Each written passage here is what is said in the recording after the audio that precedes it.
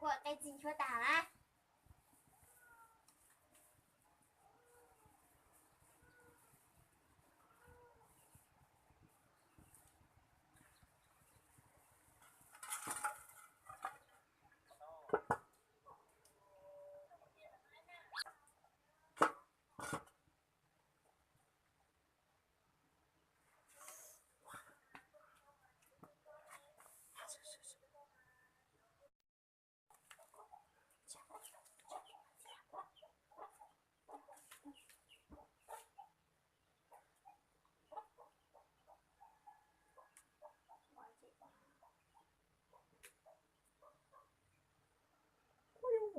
どうしよ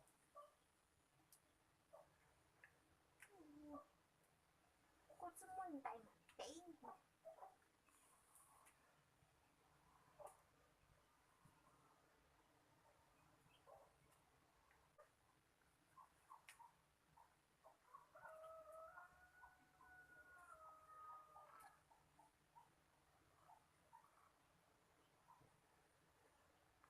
Quá chứ cũng nó. ok cô nhìn tiền tao lại thế nào ủa một cái có cái gì ạ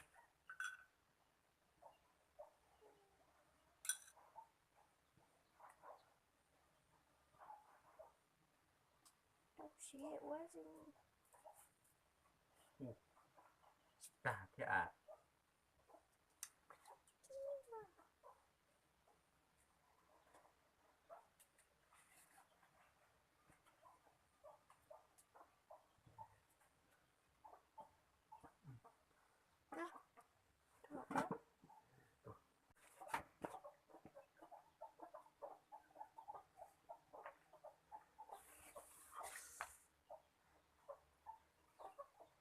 sẽ mẹ muốn ra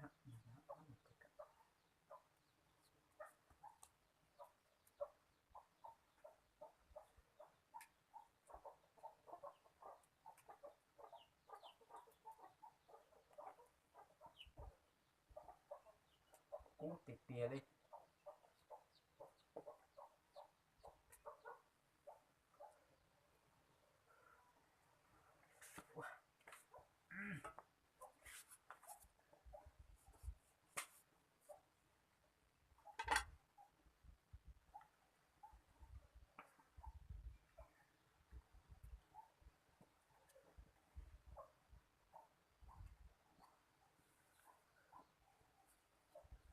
ô chả nó sẽ cô chạm rộng rộng ok à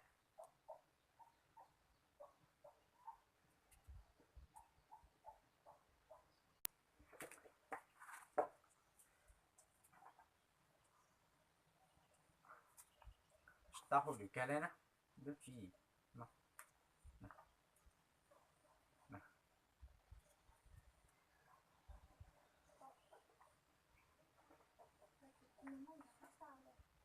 nhớ cha này bao đó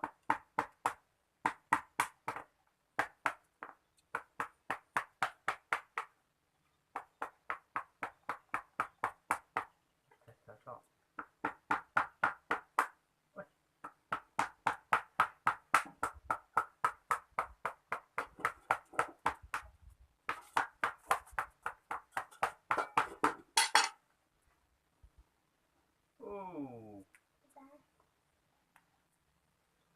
những một tàu lận ra tắt sama slow key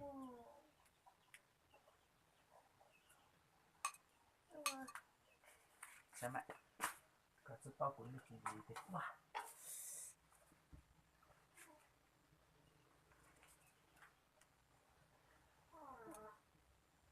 tao phải tránh nó nọ xem này cô sẽ sao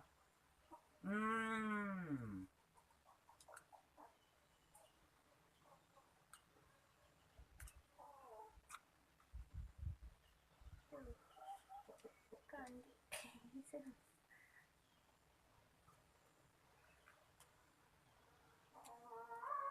Cô lại nói đó.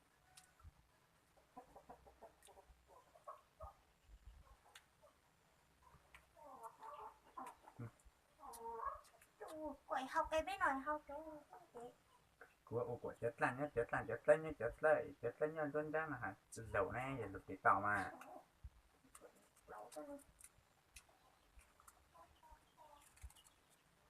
Đi quay. mới Lại ngay cái đi đâu cũng mà. Ngay đi đâu cũng hay cái mà. cú